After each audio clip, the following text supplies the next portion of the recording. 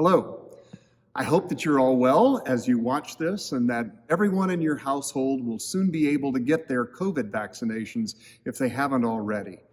And not only our church, but then our society can be safer and healthier. We recently met with our medical advisory team. It was clear in our conversation that our medical professionals are just as ready as all the rest of us, if not more so, for this pandemic to be over and our church to be able to safely gather for worship and a life together. These folks are members of Zion, just like you, and their families, just like yours, can't wait for us to be able to sing together in worship and our kids gather in classes, and for all of us to be able to shake hands and hug one another once again. At the same time, the consensus was that it is safer for us to wait a little longer to begin any form of in-person gatherings. Yes, we have things to feel good about. Our Bexar County positivity rate is coming down. Our hospitalizations are showing a dramatic drop, but we can't ease up just short of the goal line. We also have spring break weeks approaching in the middle of March, and that will put any surge we might experience from people circulating during that time right at Holy Week and Easter. So for now, we'll wait just a bit longer to gather once again. Yes, we are taking an unapologetically conservative approach with these major decisions. Our goal is to keep our congregation as healthy as possible through this pandemic. It's exciting to see those awful numbers of January and early February coming down, and each month we are gaining ground. So we need to stay the course.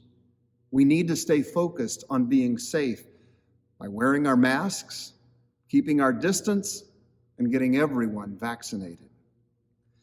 For those of you who are part of our local congregation, I hope you received our recent letter that included a safety chart showing the phases for when gatherings might happen. Right now, going by the standards listed in the top left corner that we're watching closely, we are still in phase 1, the lowest. Gathering for any form of worship won't take place until phase 3, and we won't be fully back to normal activities until phase 5. We can't just decide this is over and jump from phase 1 to phase 5. We'll get there, but we are not there yet. This means that we will have a second year of Holy Week and Easter worship while distanced. Yes, I wish we were able to throw open the doors, especially for Good Friday and Easter, the two holiest days in our church year. Yet this pandemic is not within my control. Our loving God calls us in all circumstances to serve one another by protecting the vulnerable, caring for the sick, and thinking of the health of the whole community, not only our wants and desires. I thank God for the faithfulness the people of Zion Lutheran Church have shown in so many ways during this difficult time. And I continue to be thankful to our entire worship team for working to make our distanced life together as meaningful as possible. So while we will be distanced for Holy Week and Easter, I know and trust that our worship together will be deeply meaningful. And I know and trust that God will be with us in all our worship opportunities. I also want to say, I understand this decision will leave some folks disappointed, while others will offer a sigh of relief. What I now ask from all of you is grace for our church leaders to go along with your patience. Grace and mercy are the only things that hold community and all our relationships together. You know me.